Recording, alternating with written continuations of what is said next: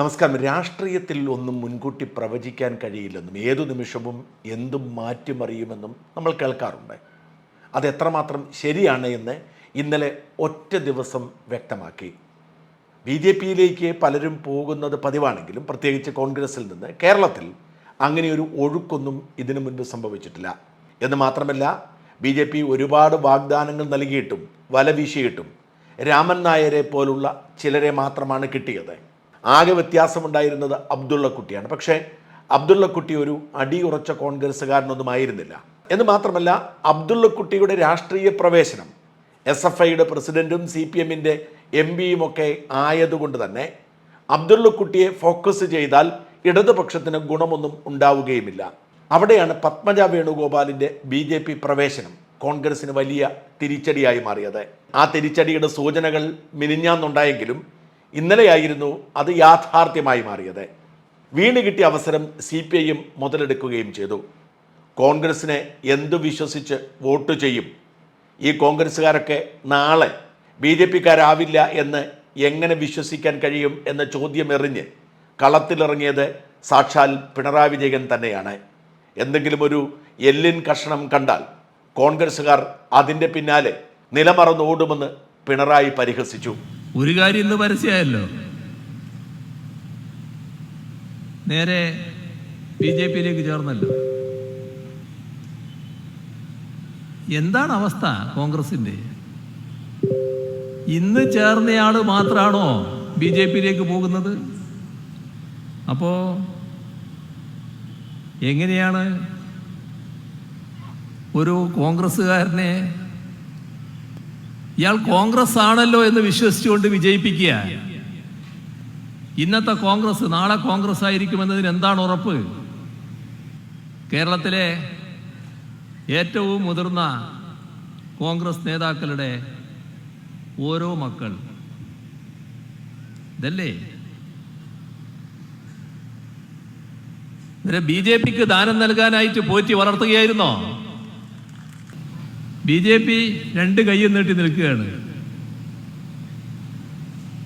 എല്ലാ രീതിയിലും സ്വീകരിക്കുകയാണ്. ആവശ്യത്തിന് പണം, സ്ഥാനം വേണ്ടവർക്ക് സ്ഥാനം, എല്ലാം റെഡിയായി നിൽക്കുകയാണ്. അതിൻ്റെ കൂടെ ഒഴുകാൻ നമ്മുടെ എല്ലിന് കഷ്ണം ഇട്ട് കൊടുത്താൽ ഓടുന്ന ചില ജീവികളില്ലേ, ആ സൈസ് പിന്നാലെ ഓടുന്ന ഒരു രീതി കോൺഗ്രസിൻ്റെ ഭാഗത്ത്. MM മണിയെ പോലെയുള്ളവർ പത്മജയിൽ നിർത്താതെ മുരളീധരനിലേക്ക് അതെത്തിക്കാനും ശ്രമിച്ചു. പെങ്ങൾ അവിടെ ചെന്ന് സുരക്ഷിതമായി കഴിഞ്ഞാൽ ആങ്ങളെയും പിന്നാലെ പോകുമെന്നാണ് മണിയാശാൻ പറഞ്ഞത്. പത്മജയുടെ വേലിചാട്ടം ചില്ലറ അസ്വസ്ഥതയൊന്നുമല്ല കോൺഗ്രസിനുണ്ടാക്കിയത്. ഒരാൾ പോലും പത്മജയ്ക്കൊപ്പമില്ല എന്ന് പറഞ്ഞ് പരിഹസിക്കാനും ആശ്വസിക്കാനും ശ്രമിച്ചെങ്കിലും ഒരു മറു ചോദ്യം അവരുടെ നേരെ ഉണ്ടായി. ഒരാളുടെയും പിന്തുണയില്ലാത്ത സംഘി മനസ്സുള്ള പത്മജ വേണുഗോപാലിന് എന്തിനാണ് ലോക്സഭയിലും നിയമസഭയിലുമൊക്കെ വിജയിക്കാൻ ഉറപ്പുള്ള സീറ്റുകൾ തുടർച്ചയായി കൊടുത്തത്? DCC പ്രസിഡന്റ് പദവിയും KPCC വൈസ് പ്രസിഡന്റ് പദവിയും KPCC ജനറൽ സെക്രട്ടറി പദവിയും ഒക്കെ കൊടുത്തത് എന്തിനാണ്? KTDC ചെയർമാൻ ആക്കിയത് തുടങ്ങിയ ചോദ്യങ്ങൾക്ക് ഉത്തരം കണ്ടെത്തേണ്ടി വരും. ഇത് വല്ലാത്തൊരു പ്രതിസന്ധിയിലേക്ക് തന്നെയാണ് കോൺഗ്രസിനെ നയിച്ചത്. എത്ര അണികൾ പത്മജയുടെ കൂടെ ഉണ്ട് എന്നുള്ളതല്ല, കരുണാകരൻ്റെ മകളാണ് എന്ന പ്രതീകാത്മകത തന്നെയാണ് കോൺഗ്രസിൻ്റെ ഉറക്കം കെടുത്തിയത്. കഴിഞ്ഞ അരനൂറ്റാണ്ടിൻ്റെ കേരള രാഷ്ട്രീയത്തിൻ്റെ ചരിത്രമെടുത്ത് പരിശോധിച്ചാൽ ഏറ്റവും മുന്തിയ രണ്ട് നേതാക്കൾ കരുണാകരനും ആന്റണിയുമാണ്. ആന്റണി ഇപ്പോഴും ജീവിച്ചിരിക്കുന്നു. ആന്റണിയുടെ മകൻ BJP-യിലേക്ക് പോയതിന് പിന്നാലെ യശശരീരനായ കരുണാകരൻ്റെ മകളും BJP-യിലേക്ക് പോകുന്നു. ശ്രദ്ധിക്കേണ്ട ഒരു കാര്യമുണ്ട്, കരുണാകരൻ്റെ മകളെ തന്തയില്ലാത്തവർ എന്ന് വിളിക്കാൻ കോൺഗ്രസിന് മടിയില്ല. പക്ഷേ ആന്റണിയുടെ മകനെ വിളിക്കില്ല, കാരണം ആന്റണി ജീവിച്ചിരിപ്പുണ്ട്. നാളെ ആന്റണി തന്നെ മകന് വേണ്ടി BJP-യിലേക്ക് പോവില്ല എന്നൊന്നും തറപ്പിച്ചു പറയാൻ കഴിയുന്ന സാഹചര്യവുമില്ല. ഈ പ്രതിസന്ധിയെ മറികടക്കാൻ ഒറ്റ ദിവസം കൊണ്ട് കോൺഗ്രസിന് കഴിഞ്ഞു എന്നതാണ് കോൺഗ്രസിൻ്റെ ഇന്നലത്തെ സ്ഥാനാർത്ഥി പട്ടിക വ്യക്തമാക്കുന്നത്. നമുക്കറിയാം, കോൺഗ്രസിൽ പലപ്പോഴും ഒരു സീറ്റ് സമന്വയം ഒന്നും അത്ര എളുപ്പമല്ല. പലതരം ഗ്രൂപ്പുകളും പലതര താല്പര്യങ്ങളും സമുദായ ജാതി സമവാക്യങ്ങളും ഒക്കെ ഒരുമിപ്പിച്ചാൽ മാത്രമേ കോൺഗ്രസിന് സ്ഥാനാർത്ഥികളെ പ്രഖ്യാപിക്കാൻ കഴിയൂ. ആകെ ഉണ്ടായിരുന്ന ഒരു ഗുണമെന്ന് പറയുന്നത് കോൺഗ്രസ് മത്സരിക്കുന്ന 16-ൽ 15 സിറ്റിംഗ് സീറ്റുകളാണ് എന്നതാണ്. കോൺഗ്രസിന്റെ പൊതുവെയുള്ള രീതി സിറ്റിംഗ് സീറ്റുകളിൽ അതാത് സ്ഥാനാർത്ഥികൾ മത്സരിക്കുക എന്നത്. അതുകൊണ്ട് തന്നെ തർക്കമായി അവശേഷിച്ചിരുന്നത് ആലപ്പുഴ മാത്രമാണ്. ആലപ്പുഴ പിടിക്കാൻ KC വേണുഗോപാൽ ഇറങ്ങണം എന്നതായിരുന്നു കോൺഗ്രസിന്റെ ഒരു പൊതു താല്പര്യം. എന്നാൽ രാഹുൽ ഗാന്ധി കഴിഞ്ഞാൽ കോൺഗ്രസിലെ ഏറ്റവും പ്രധാനപ്പെട്ട നേതാവായി തുടരുന്ന വേണുഗോപാൽ ഇവിടെ വന്ന് മത്സരിക്കേണ്ടതുണ്ടോ എന്ന ചോദ്യവും, രാഹുൽ ഗാന്ധിയും വേണുഗോപാലും ഒരേ സംസ്ഥാനത്ത് മത്സരിച്ചാൽ അത് ദേശീയ തലത്തിൽ കോൺഗ്രസിന് ക്ഷീണം ചെയ്യുമോ എന്ന ചോദ്യവും, മുസ്ലിം സ്ഥാനാർത്ഥിയെ കണ്ടെത്തിയേ മതിയാവൂ എന്ന പ്രശ്നവും അക്കാര്യത്തിൽ ഒരു തീരുമാനമെടുക്കാൻ കോൺഗ്രസിനെ പിന്നോട്ട് വലിച്ചു. ഈ സാഹചര്യത്തിലാണ് കോൺഗ്രസിന്റെ പട്ടിക നീണ്ടു പോയത്. ഇന്നലെ എന്തായാലും അന്തിമ തീരുമാനമായിരിക്കുന്നു. കോൺഗ്രസ് നേതാക്കൾ തികഞ്ഞ ആത്മവിശ്വാസത്തിലാണ്. ആ ആത്മവിശ്വാസം ഇന്നലെ VD സതീശന്റെയും K സുധാകരന്റെയും ഒക്കെ മുഖത്ത് തന്നെ വ്യക്തമായിരുന്നു. ഇന്ന് രാവിലെ അത് പ്രഖ്യാപിക്കും. ഒരുപക്ഷെ ഈ വീഡിയോ പുറത്തു വരുമ്പോഴേക്കും അത് പ്രഖ്യാപിക്കപ്പെട്ടിരിക്കാം. എന്നാൽ ഉറപ്പായിരിക്കുന്ന ചില സർപ്രൈസുകളുണ്ട്.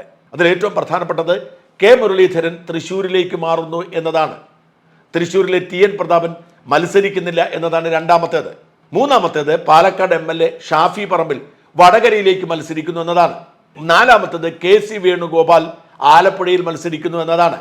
അഞ്ചാമത്തേത് രാഹുൽ ഗാന്ധി വയനാട്ടിൽ മത്സരിക്കുമെന്നതാണ്. ഈ 5 പ്രഖ്യാപനങ്ങൾ ശ്രദ്ധേയമാണ്. കോൺഗ്രസിനെ പോലൊരു പാർട്ടിക്ക് ഭിന്നതകളില്ലാതെ ഇത്രയും സുപ്രധാനമായ ഒരു തീരുമാനമെടുക്കാൻ കഴിയുന്നു എന്നത് തന്നെ അംഗീകരിക്കപ്പെടേണ്ടതാണ്. വാസ്തവത്തിൽ ഇതിനെ തന്ത്രപരമായ നീക്കം എന്ന് തന്നെ വിശേഷിപ്പിക്കേണ്ടി വരും. ഏറ്റവും പ്രധാനപ്പെട്ട കാര്യം, പത്മജ വേണുഗോപാലിന്റെ BJP പ്രവേശനം മൂലം മുസ്ലിം വോട്ടർമാർക്കിടയിൽ കോൺഗ്രസിനെതിരെ ഉണ്ടാവുന്ന ഒരു ആത്മവിശ്വാസക്കുറവുണ്ട്.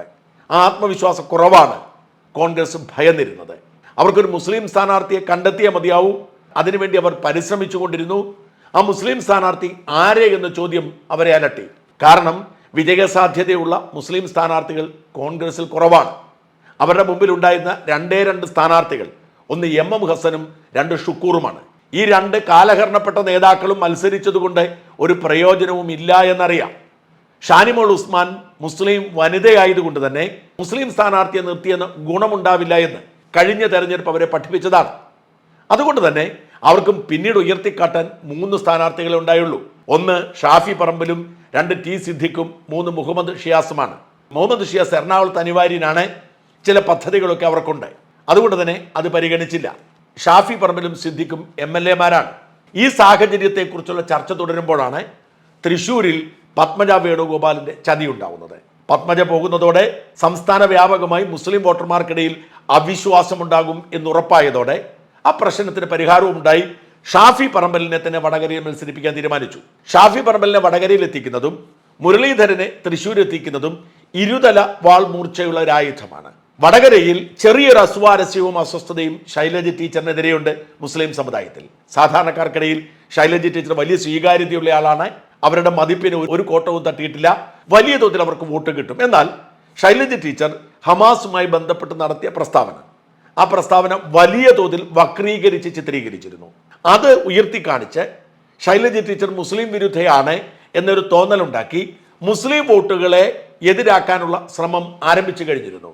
ആ ശ്രമം എത്രമാത്രം വിജയിക്കുമെന്ന കാര്യത്തിൽ ഉറപ്പുണ്ടായിരുന്നില്ല കോൺഗ്രസിന്.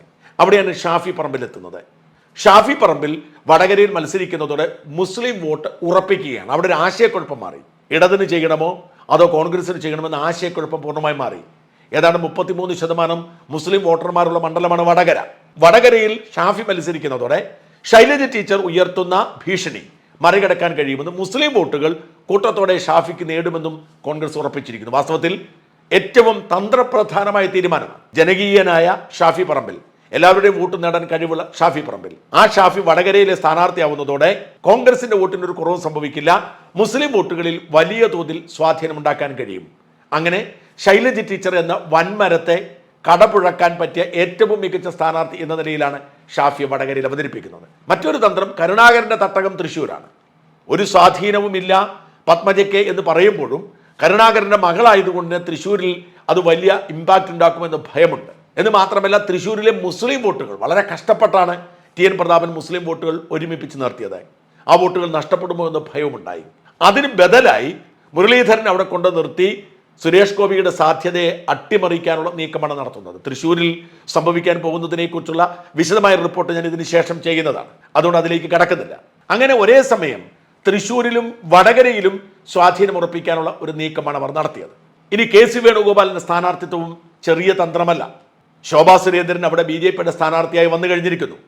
വലിയ തോതിൽ ഈഴവ വോട്ടുകൾ സ്വാധീനിക്കാൻ ശോഭയ്ക്ക് സാധിക്കും. മുസ്ലിം വോട്ടുകളും CPM വോട്ടുകളും ആരിഫിനുണ്ട്. ആ സാഹചര്യത്തിലാണ് നായർ സമുദായ അംഗം കൂടിയായ ദേശീയ നേതാവായ കെ സി വേണുഗോപാൽ ആലപ്പുഴയിലെത്തുന്നത്.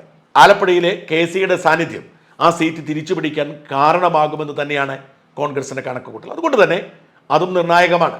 വയനാട്ടിൽ രാഹുൽ ഗാന്ധി മത്സരിച്ചാൽ രാഹുലിന്റെ ഒരു സ്വാധീനം കേരളത്തിൽ കഴിഞ്ഞ തവണത്തത്രയും ഉണ്ടാവില്ലെങ്കിലും നിലനിർത്താൻ കഴിയുമെന്നും കണക്കാക്കുന്നു.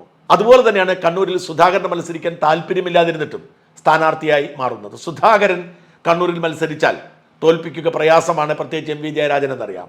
അങ്ങനെ ഈ സീറ്റുകളൊക്കെ ഉറപ്പാക്കുന്ന പ്രതിസന്ധിയിലായ 3 സീറ്റുകൾ, അതായത് കണ്ണൂരും വടകരയും തൃശ്ശൂരും തിരിച്ചുപിടിക്കുന്നതിനുള്ള വലിയ പരിശ്രമമാണ് വാസ്തവത്തിൽ കോൺഗ്രസിന്റെ സ്ഥാനാർത്ഥി പ്രഖ്യാപനം. തൃശ്ശൂരിൽ അതെങ്ങനെ വരും എന്നത് വിശദമായി തന്നെ വിലയിരുത്തേണ്ടതുള്ളതുകൊണ്ടാണ് ഞാൻ ഇതിന് ശേഷമുള്ള വീഡിയോയിലേക്ക് അത് മാറ്റിവെച്ചത്.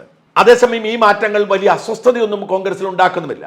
ഇനി ആലപ്പുഴയിൽ അവസാന നിമിഷം കെ സി വേണുഗോപാൽ ഇല്ല എന്ന് കരുതും എങ്കിൽ രാഹുൽ മാങ്കൂട്ടത്തിലാവുമെന്ന് ഉറപ്പായിട്ടുണ്ട്.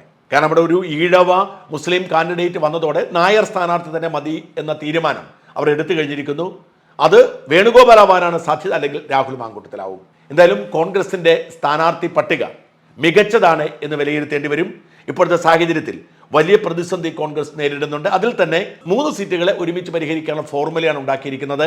പത്തനംതിട്ടയിൽ അവർക്കൊരു ആശങ്കയുണ്ടായിരുന്നു. എന്നാൽ BJPയുടെ സ്ഥാനാർത്ഥിത്വ പ്രഖ്യാപനം വന്നതോടെ PC ജോർജ് ഒഴിഞ്ഞതോടെ പത്തനംതിട്ടയിൽ ആത്മവിശ്വാസം കോൺഗ്രസിന് ഉയർന്നിരിക്കുന്നു.